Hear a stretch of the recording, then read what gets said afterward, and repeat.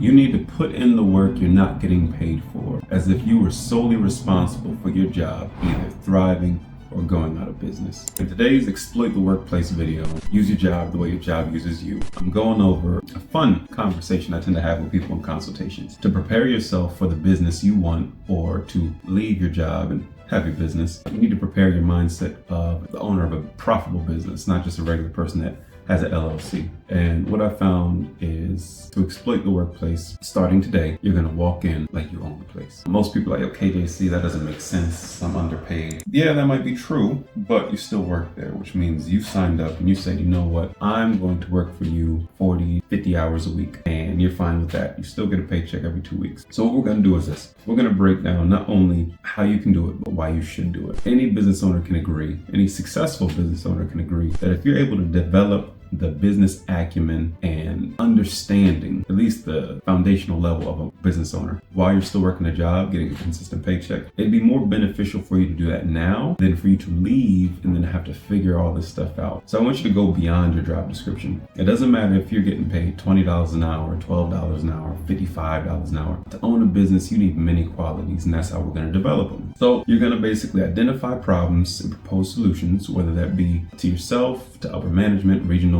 districts. You're going to think like a leader, and you're going to shift your perspective from today on. And ultimately, you're going to seek out challenges. And the most common pushback I get with this is, yo, KJC, I'm a case manager. I'm responsible for 60 people. How am I supposed to get extra time in my day and figure out how I could do this? And I'm already not making enough money. We already addressed that it doesn't matter how much you're getting paid. And if you're going to leave that job and create something that you want to take pride in and to be profitable, you're going to have in its low points, and sometimes even in the best points, much more stress, anxiety, and responsibility than you have now. And you're still gonna have to get it done, as the responsibility all falls on you. Again, what better place to do that than while you're working? KJC, what do you mean? Well, for example, let's say you're a salesman, right? Instead of just trying to close deals, consider how your efforts can impact customer retention and brand loyalty. By doing that, you're actually thinking like an entrepreneur, and you're trying to figure out, how can I build lasting relationships, not just for the company, but for myself as well. Little things like that are how you can now go to work and figure out, I do this in a day, how can I optimize that, and how can I get more from it? Because I don't know if I've addressed this in the video already or just in the conversations I have.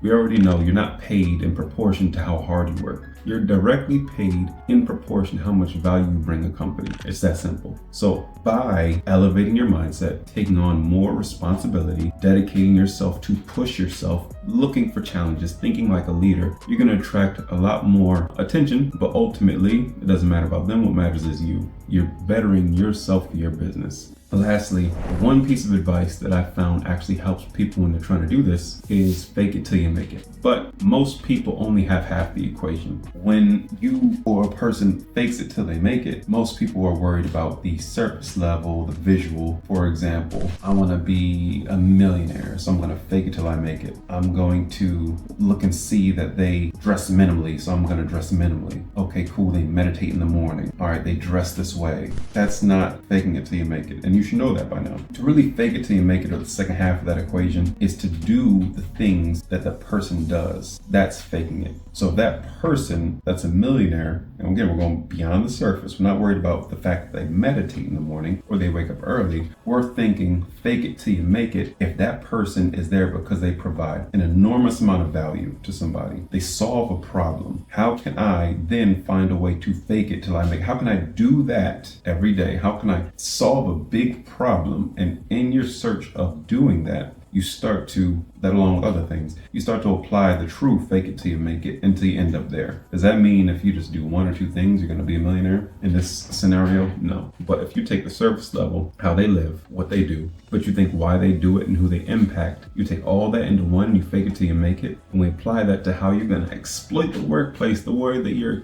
workplace is exploiting you, I promise you, I've seen it. And I've even lived it too. This is going to help prepare you for when you do leave your job. And I promise you, you're going to be better off, and you're in a much better position to have a profitable business once you leave. Or even let's say you stay at your job and you're going to build something up, you're going to be able to handle it much better and much more efficiently when you follow this trick. That's all for today's video. If you have any other questions, feel free to reach out to me. Follow, like, subscribe. But ultimately, I want you to share this with somebody else that you believe in or that needs to see this message. Until the next video, I'm out.